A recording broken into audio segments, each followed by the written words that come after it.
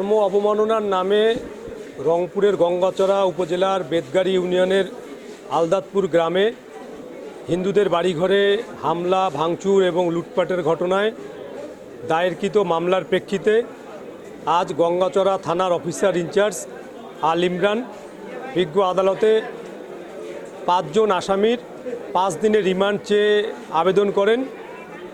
বিজ্ঞ আদালত রাষ্ট্রপক্ষ এবং আসামিপক্ষ উভয় পক্ষের শুনানি অন্তে 2 দিনের রিমান্ড আবেদন মঞ্জুর করেন।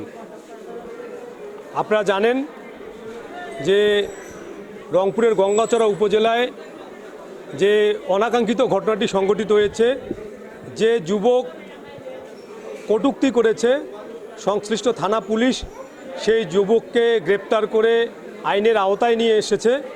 এরপরও হিন্দু পল্লীতে যেভাবে করে হামলা ভাঙচুর এবং লুটপাটের ঘটনা সংঘটিত হয়েছে এবং এর মধ্যে দিয়ে এলাকাবাসীর মধ্যে যে আতঙ্ক উৎকণ্ঠা বিরাজ করছে, সেই জায়গায় আজকে এই যে প্রায় 1000 থেকে 1200 লোকের নামে যে মামলাটি হয়েছে, এখানে মূলত ঘটনার সাথে কারা সম্পৃক্ত ছিল, কাদের ইন্ধনে কাদের নেতৃত্বে এই হামলা ভাঙচুর লুটপাট হয়েছে সেটি শনাক্ত করার জন্যই আজকে রিমান্ড আবেদন করা হয়েছিল এবং বিজ্ঞ আদালত শুনানি অন্তে 2 দিনের রিমান্ড আবেদন মঞ্জুর করেছে।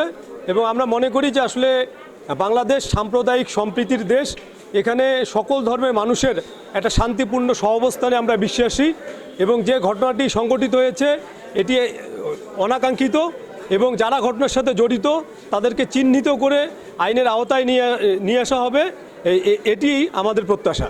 আসলে আমরা যেটি বলতে চাই যে কোনো নিরীহ মানুষ যারা ঘটনার সাথে জড়িত নয় তারা যেন পুলিশি হয়রানির শিকার না হয় কিংবা তারা যেন মিথ্যা মামলায় আসামি শ্রেণীভুক্ত না হয়।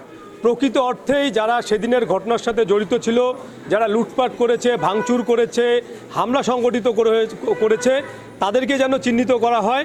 এখানে বিজ্ঞ আদালত সামগ্রিক বিবেচনায় 2 দিনের রিমান্ড মঞ্জুর করেছে। আমরা মনে করি যে 2 দিনের রিমান্ডেই এখানে ঘটনার সাথে কারা জড়িত তাদেরকে শনাক্ত করার ক্ষেত্রে যথেষ্ট। 2 দিনের রিমান্ড শেষে বিজ্ঞ আদালতে যে প্রতিবেদন দেবে আমরা তার অপেক্ষায় রইলাম।